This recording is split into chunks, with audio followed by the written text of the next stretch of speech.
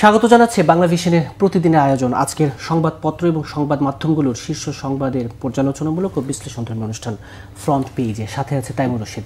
আমার সাথে আজকে আলোচনার জন্য স্টুডিওতে উপস্থিত আছেন প্রধান উপদেষ্টা ডেপুটি প্রেস সেক্রেটারি অপূর্ব জাহাঙ্গীর। আপনাকে স্টুডিওতে স্বাগত জানাচ্ছি। দর্শক, স্টুডিও আলোচনা করব, তবে তার আগে দিনের প্রধান পত্রিকাগুলো প্রধান শিরোনামগুলো নিয়ে যদি একটু চোখ বুলিয়ে নিই। দৈনিক প্রথম আলোতে আজকে প্রধান খবর, সংবিধানের উপরে জুলাই সনদের প্রাধান্য নিয়ে প্রশ্ন। বিএনপি স্থায়ী কমিটির সদস্য সালাউদ্দিন আহমেদ বলছেন, ঐকমত্যের ভিত্তিতে গৃহীত প্রতিশ্রুতিগুলো বাস্তবায়ন করতে হবে, সবাই মিলে একটি আইনগত ও সাংবিধানিক প্রক্রিয়া বের করা সম্ভব হবে। ডাকসু নির্বাচনে মনোনয়নপত্র বিক্রি হলো 658টি। এছাড়া বালু কাণ্ড নিয়ে একটি প্রতিবেদন প্রকাশ করেছে প্রথম আলো। বালু লুটপাটে ঐকমত্য। কিছুদিন আগে পাথর কাণ্ড হলো, এবার বালু লুটপাট নিয়েও সিলেটে বিভিন্ন স্থান থেকে অবাধে বালু লুট হচ্ছে, এ নিয়ে একটি প্রতিবেদন প্রকাশ করেছে প্রথম আলো। দৈনিক আমার দেশের প্রধান শিরোনাম, দিল্লিতে শেখ হাসিনার জন্য রাজনৈতিক কার্যালয়। স্টিভেন পলস এবং অ্যালেক্স টিনসলে নামে দুজন ব্রিটিশ আইনজীবীকে নিয়োগ করেছে আওয়ামী লীগ, এ ধরনের একটি খবর প্রকাশ হয়েছে। মন্তব্য প্রতিবেদন আছে মাহমুদুর রহমানের, রবীন্দ্র মোহগ্রস্ত বাংলাদেশি সুশীল। দৈনিক ইত্তেফাকের প্রধান শিরোনাম, নির্বাচনের দিকে যাচ্ছে দেশ, সহযোগিতার জন্য প্রস্তুত সেনাবাহিনী। অফিসার্স অ্যাড্রেসে সেনাপ্রধান জেনারেল ওয়াকারুজ্জামান। ধার করেও আর্থিক সংকট কাটছে না দুর্বল ব্যাংকগুলোর। জুলাইয়ে 4,64,000 কোটি টাকার বিশেষ তারল্য সহায়তা দিয়েছে কেন্দ্রীয় ব্যাংক। গর্ব হয় দেশে এমন নাগরিক আছেন যারা অন্যের জীবন বাঁচাতে আগুনে ঝাঁপ দিলেন, বলেছেন প্রধান উপদেষ্টা। মাইলস্টোনে ট্র্যাজেডিতে নিহত 3 শিক্ষক পরিবারের সাথে প্রধান উপদেষ্টার সাক্ষাৎ। দৈনিক ইনকিলাবের প্রধান শিরোনাম, নির্বাচনের সহযোগিতায় প্রস্তুত সেনাবাহিনী। অফিসার্স অ্যাড্রেসে সেনাপ্রধান ওয়াকারুজ্জামানের যে মন্তব্যটি, মানবতার দৃষ্টান্ত তারা প্রমাণ করে গেছেন, বলেছেন প্রধান উপদেষ্টা। মাইলস্টোনের 3 শিক্ষক মানবতা এবং সাহসিকতার জন্য জাতির কাছে চিরস্মরণীয় হয়ে থাকবেন বলেও মন্তব্য করেছেন তিনি। আইন উপদেষ্টা ডক্টর আসিফ নজরুল বলেছেন, ফেব্রুয়ারিতেই নির্বাচন দিয়ে চলে যাব। ডাকসুর দৌড়ে এগিয়ে যারা, এই নিয়ে একটি প্রতিবেদন আছে। ঐকমত্য কমিশনকে মতামত জানাবে আজ রাজনৈতিক দলগুলো। জুলাই সনদের কয়েকটি দফায় আপত্তি বিএনপির। দৈনিক নয়া দিগন্তের প্রধান শিরোনাম, জুলাই সনদে আরও ছাড় দিতে পারে দলগুলো। আজ মতামত জমা দেওয়ার শেষ সময়, বিশেষজ্ঞদের সাথে কমিশনের মতবিনিময় অব্যাহত। মাইলস্টোনে 3 শিক্ষক জাতির কাছে স্মরণীয় হয়ে থাকবেন। প্রধান উপদেষ্টার সাথে সাক্ষাতে তিনি বলেছেন, বিএফআইইউ প্রধানের বিষয়ে তদন্ত শুরু, অশ্লীল ভিডিও ভাইরাল, দ্রুত ব্যবস্থার দাবি বিবি কর্তাদের। বিএনপি স্থায়ী কমিটির বৈঠক অনুষ্ঠিত হয়েছে। জুলাই সনদের স্থান সংবিধানের উপরে হতে পারে না। জামাত নেতাদের সাথে আইআরআই প্রতিনিধি দলের সাক্ষাৎ। এছাড়া ফার্স্ট সিকিউরিটি ব্যাংকের 110 কোটি টাকা আত্মসাৎ নিয়ে একটি খবর আছে। বাংলাদেশ প্রতিদিনের প্রধান শিরোনাম, বাস্তবায়নের পথ পাচ্ছে না কমিশন। জুলাই সনদ নিয়ে দলগুলোর সঙ্গে অনানুষ্ঠানিক বৈঠকের ফল শূন্য। বিশেষজ্ঞদের 4 বিকল্প পথ নিয়েও বিতর্ক। রাজনৈতিক দূরত্ব বাড়লে সহজ হবে ফ্যাসিস্ট পুনর্বাসন, বলেছেন তারেক রহমান। প্রধান বিচারপতির সঙ্গে সাক্ষাৎ ব্রিটিশ হাইকমিশনারের। পাল্টাপাল্টি অভিযোগে শুরু, জমে উঠেছে ডাকসু নির্বাচন। এছাড়া সুষ্ঠু নির্বাচনে সহযোগিতা করতে প্রস্তুত সেনাবাহিনী, জেনারেল ওয়াকারুজ্জামানের মন্তব্য। দৈনিক যুগান্তরের প্রধান শিরোনাম, ডাকসুতে 8 প্যানেলের লড়াই, পছন্দের তালিকায় যোগ্যরাই অগ্রাধিকার। ডাকসু নির্বাচন প্রসঙ্গে সাবেক ভিপি জিএসটা বলেছেন, জাতীয় নির্বাচনে প্রভাব ফেলবে না ডাকসুর জয় পরাজয়।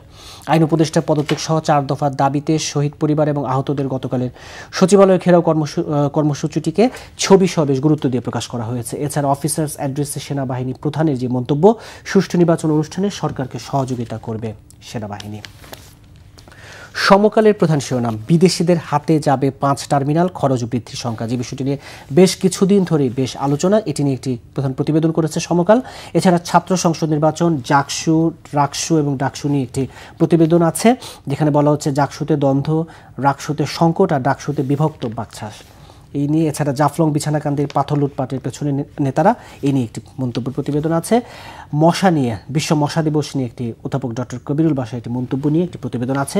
ছোট প্রাণী কিন্তু হুমকি বড়। দৈনিক কালের কণ্ঠের প্রধান শিরোনাম, সেনাপ্রধানের যে মন্তব্যটি, 16 বছর পর হারানো ক্ষমতা ফিরে পাচ্ছে সশস্ত্র বাহিনী, এবং অফিসার্স অ্যাড্রেসে সেনাপ্রধানের যে মন্তব্যটি গুরুত্ব দিয়ে প্রকাশ হয়েছে। গণতন্ত্রকামীদের বিভেদে ফ্যাসিস্ট পুনর্বাসনের পথ সহজ হয়ে উঠবে, তারেক রহমানের মন্তব্য। আর বিশেষ একটি লেখা আছে, প্রতিকূল পরিস্থিতিতেও দৃঢ়চিত্ত ডক্টর মোহাম্মদ ইউনূস। অধ্যাদেশ জারি হয়েছে, স্থানীয় সরকার নির্বাচনে দলীয় প্রতীক থাকছে না, এই বিষয়টি। দৈনিক কালবেলার প্রধান শিরোনাম, বিনা খরচে শ্রমিক যাবে মালয়েশিয়ায়। শ্রমবাজার নিয়ে একটি আশার খবর। তারেক রহমানের মন্তব্য, নির্বাচন নিয়ে কিছু নেতার বক্তব্যে নানা প্রশ্ন জনমনে। ট্রাম্প পুতিন জেলেনস্কির বৈঠকে কি থামবে যুদ্ধ, ইউক্রেন সংকট নিয়ে একটি প্রতিবেদন আছে। কটূক্তি প্রসঙ্গে সেনাপ্রধান বলেছেন, ওরা বড় হলে ভুল বুঝতে পারবে, লজ্জিত হবে। দৈনিক দেশ রূপান্তরের প্রধান শিরোনাম, 3 স্রোতের পাকে ভোট, অর্থাৎ বিএনপি, জামাত এবং এনসিপি 3 মুখী যে অবস্থান, এই নিয়ে একটি মন্তব্য প্রতিবেদন। 3 স্রোতের পাকে ভোট, ফেব্রুয়ারিতে নির্বাচন আমরা চলে যাব, আসিফ নজরুল বলেছেন। তৎপর বাক্সা, শিবির, ঢিমে তালে ছাত্রদল, ডাকসু নির্বাচনে। এছাড়া সেনাপ্রধানের যে মন্তব্য সেটিও বেশ গুরুত্ব দিয়ে প্রকাশ করা হয়েছে। প্রধান উপদেষ্টা বলেছেন, মাইলস্টোনের 3 শিক্ষক চিরস্মরণীয় হয়ে থাকবেন। এদিকে তারেক রহমান বলেছেন, কারো মন্তব্য বক্তব্য জনমনে জিজ্ঞাসার জন্ম দিয়েছে। দৈনিক বণিক বার্তার প্রধান খবর, বাংলাদেশ ব্যাংকের প্রতিবেদন, খেলাপি ঋণের 50%ই উৎপাদনমুখী শিল্পে। এছাড়া একটি প্রতিবেদন আছে, বিদেশে পলাতক আওয়ামী লীগের 2 সহস্রাধিক নেতা, ভারতেই অন্তত 1300। দৈনিক মানব জমিনের প্রধান শিরোনাম, লড়াইয়ের কেন্দ্রে ছাত্রদল শিবির, ডাকসু নির্বাচন নিয়ে প্রার্থিতা তুলেছেন 658 জন। স্বতন্ত্র প্রার্থীরা এবার বেশ আলোচনায়। খসড়ায় যেসব মতামত দিচ্ছে দলগুলো জুলাই সনদ এ নিয়ে, এছাড়া সুষ্ঠু নির্বাচনের সহযোগিতা করতে সেনাবাহিনী প্রস্তুত, এ নিয়ে প্রতিবেদন আছে। ঢাকা সিলেট মহাসড়কের নরক যন্ত্রণা দেখার কেউ নেই, দেশের বেশ কয়েকটি মহাসড়কের অবস্থায় বেহাল। দ্য ডেইলি স্টারের প্রধান শিরোনাম, ডিস্ট্রেসড লোন সার্চ টু টাকা 7.56 lakh crore, amount close to the budget for fiscal year 2026। July charter must not take precedence over constitution, says Salahuddin. Influenza wave grips the nation, বিশেষ প্রতিবেদন। Infection rate highest since 2007 shows IEDCR ICDDRB study. Experts urge caution. Army ready to assist in free, fair polls, says General Walker. New Ageর প্রধান শিরোনাম, student bodies gear up for DU, RU and JU polls. General students against return of repressive politics. ACC finds illegal wealth of 17 NBA officials. It notifies them to submit wealth statements. 41 more tax officials transferred. এছাড়া ডাকসু নির্বাচনে আছে, DUCSU nomination collection ইনস amid festivity. এই ছিল প্রধান জাতীয় দৈনিকগুলোর প্রধান শিরোনাম। অপূর্ব জাহাঙ্গীর, প্রধান উপদেষ্টা, ডেপুটি প্রেস সেক্রেটারি। আলোচনা শুরু করতে চাই নির্বাচনে, যেটির দিকে সবাই এই যে কয়েকটি দেশ রূপান্তর তো বলছে 3 স্রোতের পাকে ভোট। বলছিলাম যে বিএনপি, জামাত এবং এনসিপির ভিন্ন ভিন্ন অবস্থান, নির্বাচনের দিকে যাচ্ছে দেশ। তারেক রহমান বলছেন, কারো বক্তব্য বা মন্তব্যে জনমনে এখনও নির্বাচনে জিজ্ঞাসার জন্ম দিয়েছে। মানে এই জিজ্ঞাসাগুলো কেন বারবার উঠছে, প্রশ্নটা নির্বাচনে কেন বারবার এখনো উঠছে? ধন্যবাদ আমাকে আজকে আমন্ত্রণ জানানোর জন্য। প্রশ্নটা কেন উঠছে, কারা বলছে, সেটা তো আমরা দেখতেই পাচ্ছি। এখন আমি ব্যক্তিগতভাবে মনে করি যে political rhetoric is political rhetoric, এটা হয়তো মাঠের কথা। সরকার পুরোপুরিভাবেই তার সেকেন্ড ফেজে চলে গেছে, যেটা প্রধান উপদেষ্টা নিজেও তার ভাষণে বলেছে যে আমরা এখন নির্বাচনের দিকে এগোচ্ছি, এবং একটা টাইমলাইনও দিয়ে দেওয়া হয়েছে। সেই অনুযায়ী ইসিকে চিঠিও দেওয়া হয়েছে, এবং ইসিও কিন্তু সেই অনুযায়ী অ্যাক্ট এই সপ্তাহে রোডম্যাপ ঘোষণা করার কথা। সো আমার কথা হচ্ছে, এখানে অ্যাটলিস্ট সরকারের তরফ থেকে কোনো প্রকারের কোট অ্যান্ড কোট কনফিউশন নাই যে নির্বাচন কবে হবে না কিনা। নির্বাচন হবে, নির্বাচন ফেব্রুয়ারিতেই হবে, এবং সেদিকেই আমরা এগোচ্ছি। এখন মাঠে রাজনীতিবিদরা কি বলছে সেটা একদমই রাজনীতিবিদদের ব্যাপার। সরকার একদম অ্যাডামেন্ট যে ফেব্রুয়ারিতে নির্বাচন। জুলাই সনদ নিয়ে এখনো আজকে রাজনৈতিক দলগুলো তাদের মন্তব্য জমা দিবে। এই যে জুলাই সনদের বেশ কিছু জায়গায় এখন, এবং বিচার, সংস্কার, নির্বাচন, এগুলো নিয়েও তো এক ধরনের ধোঁয়াশা আছেই। এই যে জামাত, বিএনপি এবং এনসিপির, এখন যদি মূল এই 3টি দলকে আমি একবারে সামনে ফোকাসে রাখি, তাদের তো এখনও একটু ভিন্ন অবস্থান আছে। এই জায়গায় সরকারের কোনো ভূমিকা বা কোনো উদ্যোগ নিবে কিনা এই যে মতভেদ? আর সরকার তো উদ্যোগ নিয়েছে, সরকার তো তাদের সাথে বারবার বসছে, এবং তা প্রত্যেক রাজনৈতিক দলের প্রত্যেক মতামত থাকবে, এটাই স্বাভাবিক। প্রত্যেকেই তাদের নিজস্ব ভিশন আছে, তারাও দেশটাকে নিজেদের মতো করে দেখে, এবং এই সবগুলো আপনার আইডিয়াই ফ্যাসিলিটেট করার জন্য কিন্তু সরকার রয়েছে। তো সরকার প্রত্যেক রাজনৈতিক দল, স্পেশালি আপনি যেই 3টা রাজনৈতিক দলের কথা বললেন, তাদের সাথে বসছে, এবং সেই অনুযায়ী যাতে জুলাই সনদটা, জুলাই চার্টারটা আপনার কংক্রিট হয়, সেই দিকেই আমার মনে হয় সরকার এগোচ্ছে, এবং এটার জন্য যেই ডায়লগটা প্রয়োজন সেটা তো চলমান আছে। আমি দেখেন, এখন এই তিন রাজনৈতিক দলের 3 বক্তব্য থাকাটা এটাই স্বাভাবিক, কারণ 3 জনের 3 ধরনের আইডিয়া নিয়ে তাদের ভিশন রয়েছে, এবং এটাই তো নর্মাল। সো আমার মনে হয় যে এটা এখন ফ্যাসিলিটেট করা হচ্ছে সরকারের দায়িত্ব, এবং সরকার সেই দায়িত্ব। আমি যদি দেশ রূপান্তরের ভাষায় বলি যে 3 স্রোতের পাকে কি সরকার কিছুটা চাপে কিনা সাথে একটু যুক্ত করতে চাই, বিদেশি নানা প্রতিনিধিরা যখন ডক্টর মোহাম্মদ ইউনূসের সাথে কথা বলেন, তারা কোনো ধরনের মানে মানে কি বলবো আহ্বান রাখেন কিনা, মানে মোট কথা চাপে কিনা আসলে সরকার? আমি কোনোভাবেই দেখছি না সরকার চাপে। বিদেশি প্রতিনিধিরা যারা আসেন প্রফেসর ইউনূসের সাথে কথা বলেন, তারা কিন্তু প্রত্যেকে রিফর্ম সাপোর্ট করে, তারা তাদের সবসময় প্রফেসর ইউনূসের সাপোর্টটা সবসময় বলেন। সো আমি এখান থেকে কোনো রকম চাপ তো দূরেরই কথা, আমি কোনো রকম আপনার আনকমফোর্টেবল সিচুয়েশনও দেখছি না। সরকারের কাজ হচ্ছে ফ্যাসিলিটেট করা, সরকার কিন্তু সেটাই করছে, প্রত্যেকটা মতামত নিচ্ছে, তাদের সাথে বসছে, প্রত্যেকে মানে সরকার তো এখানে মিডিয়েটর, সরকার রাজনৈতিক দলগুলো তাদের মতামত দিচ্ছে এবং সেই অনুযায়ী যাতে জুলাই চার্টারটা সকলের ঐক্যমতের ভিত্তিতে যাতে সৃষ্টি হতে পারে সেদিকে কাজ এগিয়ে যাচ্ছে আর কি। নির্বাচন নিয়ে রাজনীতির মাঠে বা একবারে সাধারণ মানুষের মাঠে এই ধরনের ধারণা আছে দিন শেষে যে তিনটি পক্ষ, বারবার তিনটি পক্ষ বলছে, আরও অনেক রাজনৈতিক দল আছে, কিন্তু যেহেতু তারা একেবারে সামনের দিকে মূল ভূমিকা রাখছেন, এই তিনটি রাজনৈতিক দলের মধ্যে যদি দিন শেষে এক ধরনের ভুল বোঝাবুঝি খুব প্রকট হয়, নির্বাচন নিয়ে বড় কোনো রাজনৈতিক সংকটের শঙ্কা কি আছে কিনা? আমি আশা করি যে কোনো রকম ওই অবস্থায় যাবে না। দেখেন, আমরা বহু বছর পর কিন্তু সকল রাজনৈতিক দল মিলে আমরা এক টেবিলে বসতে পারি, এই সংস্কৃতিটা কিন্তু অনেক দিন ছিল না। আপনি যদি আমরা মাঠে অনেক কিছু বলি, একে অপরের বিরুদ্ধে বিতর্ক করি, রাজনৈতিক দলরা করে, দেন দ্যাটস কমপ্লিটলি ফাইন, এটাই স্বাভাবিক। কিন্তু এক টেবিলে বসা, একটা ডিসকাশনে আসা এবং ভদ্রতাপূর্ণ আচরণ বজায় রাখা, মানে আপনি তো দেখেছেন ঐক্যমত কমিশন যখন লাইভে যাচ্ছিল ওখানে কিন্তু প্রচণ্ড মানে ভ্রাতৃত্ববোধ বজায় থেকেছে। আবার ওয়াকআউটের মতো ঘটনা, এটাই নর্মাল, এটাই হচ্ছে ডেমোক্রেসির মজাটা। আমার কথা হচ্ছে, আমি কোনোভাবে মনে করি না যে রাজনৈতিক দলগুলো দেশকে ওই জায়গায় নিয়ে যাবে। আবার প্রত্যেকেই 15 বছর তো যথেষ্ট পরিমাণ দেখেছে এবং আমার মনে হয় না যে আমরা অ্যাটলিস্ট আর মানে প্রত্যেকেরই কিন্তু মাঠে আমরা তারা যত কিছুই বলুক না কেন, আপনার ডিসকাশন কিন্তু ডিসকাশনের মতোই হচ্ছে। সো আমি এটাকে ওই পর্যায়ে নিয়ে যাওয়ার মতো কোনো অবস্থা দেখি না। আপনার নিশ্চয়ই মনে আছে বেশ কিছুদিন আগে ডক্টর দেবপ্রিয় ভট্টাচার্য যেটি মন্তব্য করেছিলেন যে সরকার এখন এক্সিট নিয়ে ভাবার দরকার। সরকারকে আসলে এক্সিট নিয়ে ভাবছে কিনা?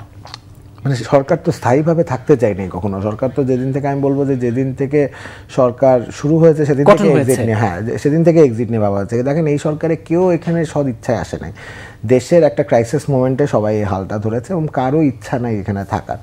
এবং এটা শুধু মানে সরকারের উপদেষ্টা পর্যায়ের মানুষজন যে তা না, সরকারে আমরাও যারা চাকরি পেয়েছি বা যারা এসেছি তাদেরও কোনো প্রকারের ইচ্ছা নেই যে এটা লেন্দি করার। সো এক্সিট মানে এটাকে আলাদাভাবে ভাবার কোনো কারণ নেই। সামনে নির্বাচন বলে দেওয়া হয়েছে, নির্বাচন হয়ে যাওয়ার পরে এই সরকার থাকবে না, এই সরকার চলে যাবে, নির্বাচিত সরকার এসে গঠন করবে। সো এটাকে আলাদাভাবে এক্সিট নিয়ে ভাবছে, এই প্যাকেজে দেওয়াটা মানে আপনি দিতে পারেন চাইলে, এই দৃষ্টিভঙ্গিতে দেখাটা না না না একদমই না। মানে এটা আমিও আসলে জানি না যে উনি কেন বলেন। উনি এত ভালো একটা হোয়াইট পেপার করেছিলেন সরকারের প্রতি, এখন ওনার বক্তব্যটা একটু অন্যরকম শোনায়। কিন্তু আমার কথা হচ্ছে যে এটা অন্যভাবে প্যাকেজ করার কিছু নেই। আমার মনে হয় যে সরকার যেদিন থেকে গঠন হয়েছে ওদিন থেকেই ওরা সবাই এক্সিটের কথা ভেবেছে এবং এখন তো সামনে নির্বাচন, সো এটা তো এখন কংক্রিট। জি, সেনাপ্রধানের একটি অফিসার্স অ্যাড্রেস, এখানে দুটো বিষয়, একটি হচ্ছে নির্বাচনের ভূমিকা এবং আরেকটি মন্তব্য আছে। আগে একটু নির্বাচনের প্রসঙ্গটা, এই যে একটি পত্রিকা তো বলছে যে 16 বছর পরে কিন্তু সেনাবাহিনী এবার একটি বাস্তব এবং কার্যকর ভূমিকা রাখার নির্বাচনে একটি সুযোগ পাচ্ছে সেই জায়গায়, এবং সেনাপ্রধান যখন বলেন যে আসলে সুষ্ঠু নির্বাচনে সরকারকে সব ধরনের সহযোগিতা দেবে সেনাবাহিনী, এটা নিঃসন্দেহে নির্বাচনের সার্বিক প্রেক্ষাপটটাই তো নিশ্চয়ই বদলে দেবে নাকি? না, আমি মনে করি যে আপনার সেনাবাহিনী তো হ্যাজ বিন ভেরি হেল্পফুল এবং তাদের এখনও ম্যাজিস্ট্রেসি পাওয়ার আছে, তারা মাঠে আছেন, রাস্তায় আছেন এবং তারা কিন্তু সরকারকে যথেষ্ট সহযোগিতা করেছে বলে আমি মনে করি।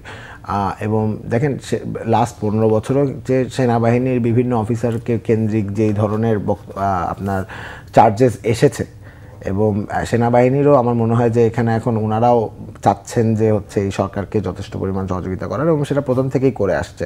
সো এই ন্যাশনাল ইলেকশনটা তো বাংলাদেশ অ্যাজ আ জাতি হিসেবে অত্যন্ত গুরুত্বপূর্ণ একটা ঘটনা ঘটতে যাচ্ছে। 15 বছর পর আমরা একটা ইলেকশনের চেহারা দেখতে যাচ্ছি এবং প্রফেসর ইউনূস কিন্তু বলেছেন যে এটা উনি চাচ্ছেন ইতিহাসের, বাংলাদেশের ইতিহাসের সবচেয়ে সুন্দর নির্বাচন হোক, যাতে একটা উৎসবমুখর পরিস্থিতি বজায় থাকে। সো এখানে অবশ্যই সেনাবাহিনীর একটা দায়িত্ব আছে আইন শৃঙ্খলা মেনটেন করা, এবং আমি অত্যন্ত শিওর যে ওনারা সেই দায়িত্ব পালন করবে খুব ভালোভাবে। কিন্তু বারবার আইন শৃঙ্খলা বাহিনী, অর্থাৎ আমি যদি একবার মোটা দাগে পুলিশের কথা বলি, পুলিশের এখন যেই বাস্তবতা, এখন যেই মানে অবস্থান, যে শক্তির যে জায়গাটা, সেই সাথে মনোবলের জায়গাটা, এই জায়গায় পুলিশ ঠিক কার্যকর ভূমিকা রাখতে পারবে বলে কি আপনারা আশাবাদী কিনা? আমি আপনাকে একদম প্র্যাকটিক্যাল একটা উদাহরণ দিই। আমি নিজে গাড়ি চালাই, তো আমি হচ্ছে লাস্ট 1 বছর ধরে যখন চালাচ্ছি আমি দেখছি যে ট্রাফিকের লাস্ট 1 বছর আগে ট্রাফিকের অবস্থা কি ছিল, এখন কি হয়েছে।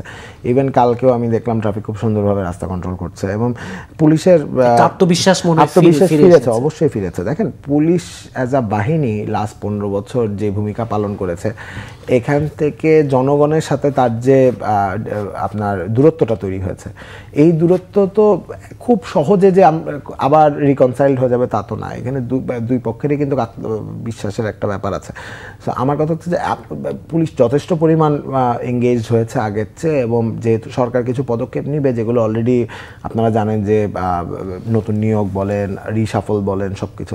তো এই সব কিছু মিলায় আমি মনে করি যে আইন শৃঙ্খলা পরিস্থিতি যথেষ্ট উন্নতি হয়েছে এবং সামনে আরও উন্নতি হবে নির্বাচনের আগে আগে। যে মব সংস্কৃতি যেটা গত 1 বছর বেশ বড় একটা সংখ্যার জায়গায়, এটি উদ্বেগের কারণ হতে পারে কিনা নির্বাচন? আপনি দেখেছেন কিনা লাস্ট মানে মবের সংখ্যা কিন্তু আস্তে আস্তে কমেছে, এটা তো আনডাউট। কিন্তু কথা হচ্ছে যে দেখেন গণ অভ্যুত্থান পরবর্তী সময়ে এই ধরনের কিছু ঘটনা ঘটে না যে তা না। এটা ভালো কি খারাপ সেটা অন্য ডিবেট, কিন্তু আমার কথা হচ্ছে যে যখন প্রত্যেকের এক্সপেকটেশন একদম তুঙ্গে এবং প্রত্যেকেই একটা ফ্যাসিবাদী ব্যবস্থা থেকে মুক্তি পেয়েছে, সবার গলার আওয়াজ বেশি, সবাই চাচ্ছে যে তাদের মতো দেশটা মন খুলে বলতে পারছে, লিখতে পারছে।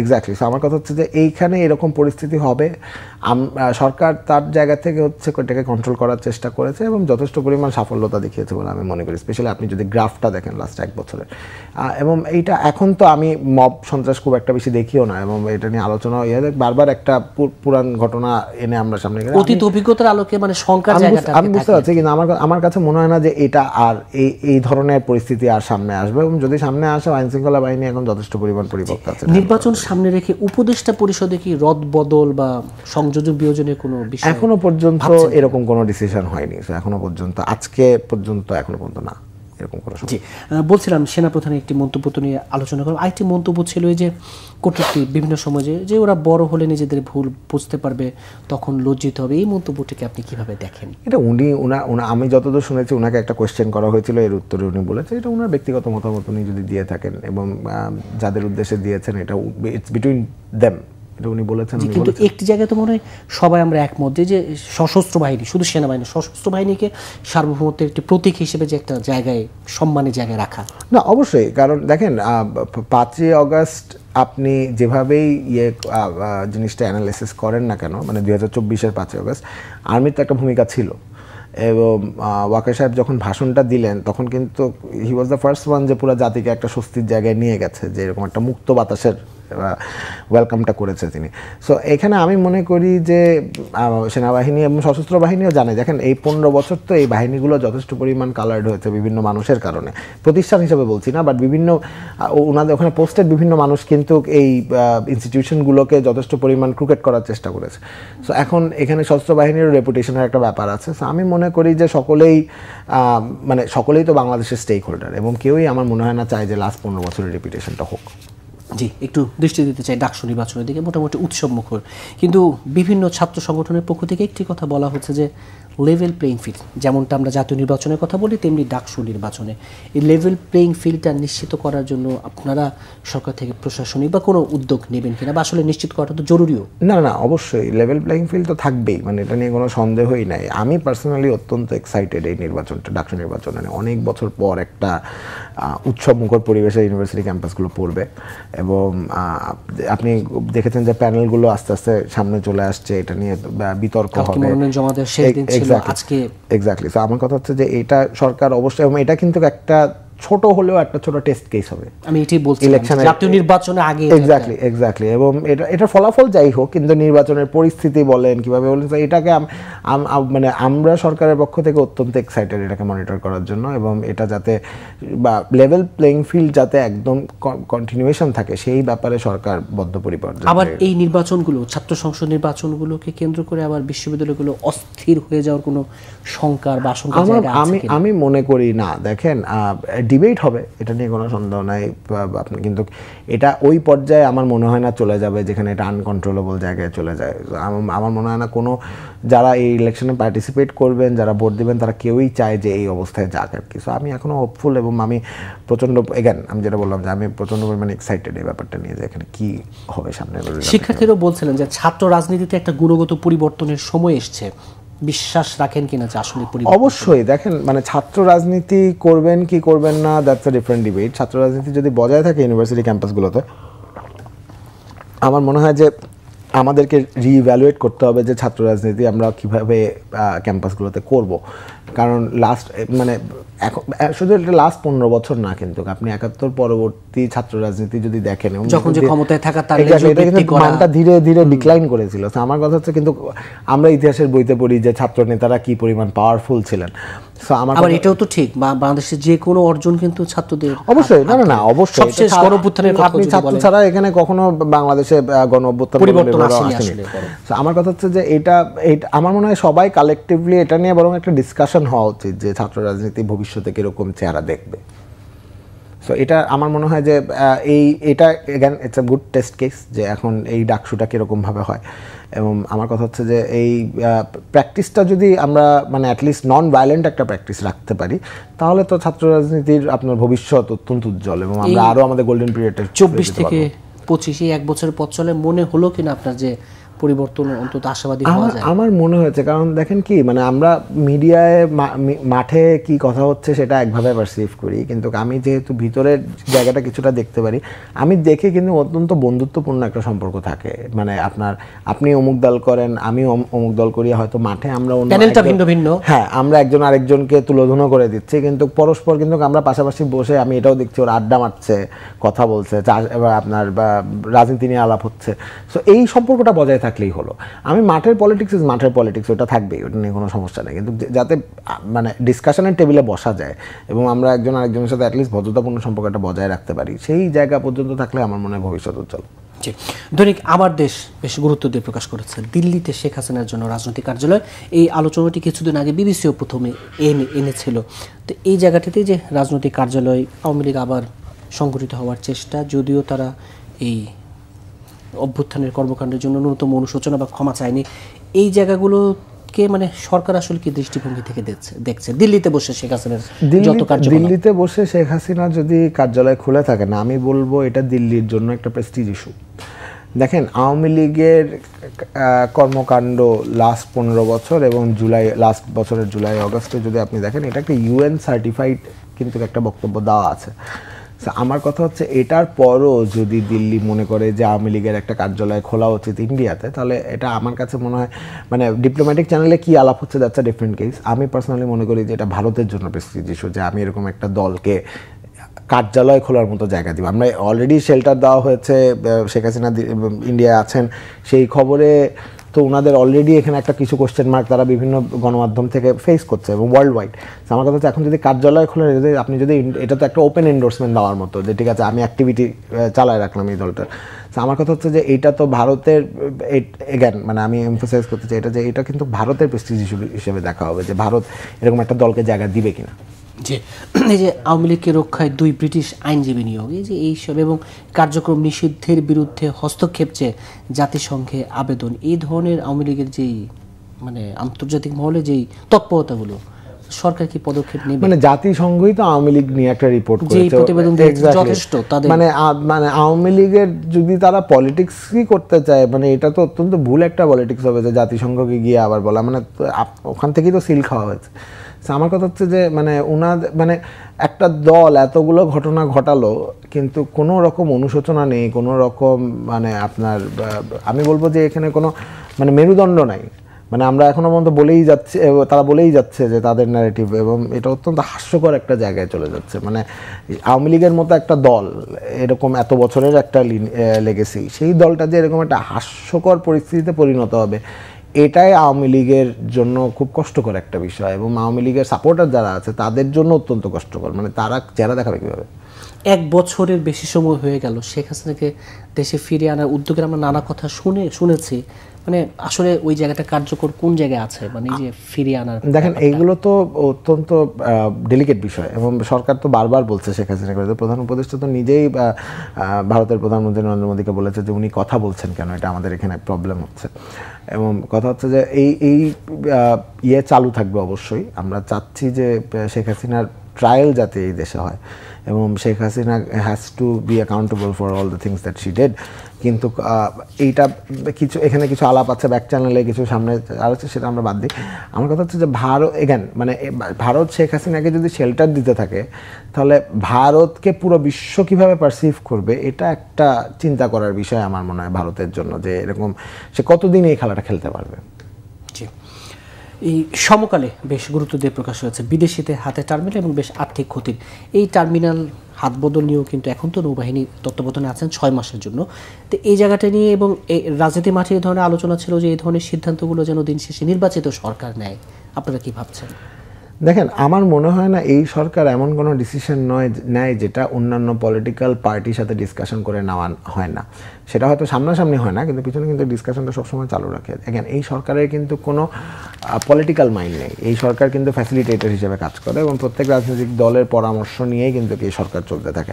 আমরা প্রায় এই সরকারের পিছনে একটা কথা শুনি যে কিছু হইলেই বিদেশিদের দিয়ে দিচ্ছে, এই দিয়ে দিচ্ছে, মানে এটা একটা মানে আমি বলবো এটা একটা অত্যন্ত আওয়ামী লীগ ন্যারেটিভ। মানে লাস্ট 15 বছর না ওরা প্রফেসর ইউনূসকে নিয়ে এই কথাগুলোই বলেছে যে উনি দেশ বিক্রি করে দিবে, এই করে দিবে, মানে এই ন্যারেটিভটা না অত্যন্ত হাস্যকর একটা। কিন্তু আওয়ামী লীগ নাই গত 1 বছর তো এখানে ন্যারেটিভটা এস্টাবলিশ হয়ে গেছে এবং কিছু দেখবেন মানে কিন্তু ওই যে মানে আওয়ামী সাইডেড মানুষজনই কিন্তু এই কথাটা বলতে থাকে সবসময়, একটু যে একটু আমরা বলি না যে একটু ইয়ে ঘেঁষা, বাতাসটা তোলা। তো এটা অত্যন্ত হাস্যকর একটা ন্যারেটিভ আমার কাছে মনে হয়। দেখেন, প্রফেসর ইউনূস বাংলাদেশের একমাত্র নোবেল বিজয়ী এখনো পর্যন্ত এবং দেশের জন্য দেশকে বিশ্বের কাছে নিয়ে যাওয়ার পিছনে ওনার একটা বড় অবদান আছে, এটা অস্বীকার করার কোনো জায়গা নেই।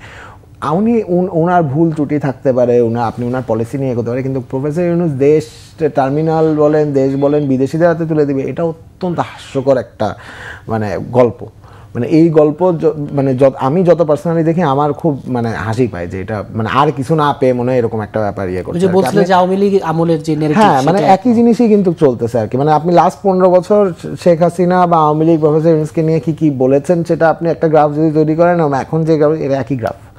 আমার কথা হচ্ছে যে মানে আপনি কংক্রিট সমালোচনা করেন, এই সরকার তো সমালোচনা করার সকল এক্স্যাক্টলি আপনি একদম আমি বলছি না যে উনি সবকিছু পারফেক্ট, উনি নিজেও তো বলছেন যে উনি স্যাটিসফাইড না, কিন্তু আমার কথা হচ্ছে এই ধরনের কথাগুলো না অত্যন্ত হাস্যকর অবস্থায় চলে যায়। অনুষ্ঠানে একেবারে শেষে একটি বিষয় নিয়ে আলোচনা করে শেষ করতে চাই। আমরা দেশের নানা সময় নানা কাণ্ড, ছাগল কাণ্ড, নানা কাণ্ড শুনি, সবশেষ পাথর কাণ্ডের মতো একটি ঘটনা ঘটলো এবং আমি বলছিলাম আজকে পত্রপত্রিকা বেশ বালুর একই সিলেটে এই যে পাথর বালু, এই যে সরকার বদল হলো, এগুলো তো আমরা সবসময় দেখেছি সব রাজনৈতিক সরকার আমলে এই ধরনের মানে কি বলবো লুটপাট, পাথর বালু, প্রকৃতি বিনাশ। কিন্তু এই যে গত 1 বছরে তো অন্তত একটি অনির্বাচিত, মানে আমি এখানে অনির্বাচিত বলতে বলছি কোনো রাজনৈতিক সরকার ছিল না, এই জায়গাটিতে কেন আসলে কিছু করা গেল না? সেটা পাথর বলি, বালু বলি, পরিবেশ বলি। এটা খুব একটা ইন্টারেস্টিং আমি একটা কথা বলি, সেটা হচ্ছে প্রধান উপদেষ্টা প্রথম দিকে ওনার একটা ভাষণে বলেছিলেন যে সাংবাদিকদেরকে আমরা চাচ্ছি যে be our eyes and ears. এবং কালকে আমি আমার অফিসে বসে আমার মনে হয় if I am not wrong Jamuna টিভির একটা রিপোর্ট দেখছিলাম যে এই বালুকে নিয়ে, এবং দেখলাম যে খুব অসাধারণ একটা রিপোর্ট করেছে এবং অন্যান্য পত্রপত্রিকাগুলো কিন্তু প্রচণ্ড পরিমাণ ভালো রিপোর্ট করেছে এটার মধ্যে এবং আমাদেরও অনেক কিছু চক্ষু খোলা হয়েছে। দেখেন, এই সরকারে যারা দেখেন যে বালু লুটপাটে ঐকমত্য, এক্স্যাক্টলি আমি সেটাই বলতে চাচ্ছি যে এইটা না একটা মানে এখানে দেখবেন যে এখানে আওয়ামী লীগ আছে, এখানে সব মানে এমন কোনো দল নাই যে প্রশাসন আছে, এক্স্যাক্টলি। আমার কথা হচ্ছে যে এইটা না, এই প্র্যাকটিসটা কিন্তু 71 পরবর্তী থেকে বাংলাদেশে হয়ে আসছে যে চুরি চামারিতে কিন্তু আমরা সকল দল এক হয়ে যায় এবং সব জায়গায় ইয়ে যায়। এইটা আপনি এখন সরকার, ঠিক আছে সরকার ওনাকে ওএসডি করে দিল, সরকার চাকরিচ্যুত করে দিল, অন্যান্য পলিটিক্যাল পার্টি অ্যাকশন নিল, কিন্তু এটা না আবার রিপিট হবে, মানে এটা নিয়ে কোনো সন্দেহ নাই। আবার যে নির্বাচিত সরকার আসলে আমরা এই ধরনের একটা ঘটনা শুনবো, আবার আমরা বদল না করলে আসলে এক্স্যাক্টলি। এইটা না এখন মানে আমাদের জাতিগতভাবে যে রিফর্মটা দরকার, যে মেন্টালিটি রিফর্মটা দরকার, আমাদের এখন ওই জায়গায় কথা বলা উচিত। এক্স্যাক্টলি মানে এটা সরকার আমি যতই ড্রাস্টিক অ্যাকশন নেই, নির্বাচিত পরে সরকার আসুক সেও যতই ড্রাস্টিক সরকার নেই, এটা কিন্তু মানে যাবে না। আপনাকে স্টুডিওতে সময় দেওয়ার জন্য ধন্যবাদ। দর্শক, ফ্রন্ট পেজ আছে এ পর্যন্ত, আগামী পর্ব দেখার আমন্ত্রণ রইল। সে পর্যন্ত ভালো থাকুন, সুস্থ থাকুন।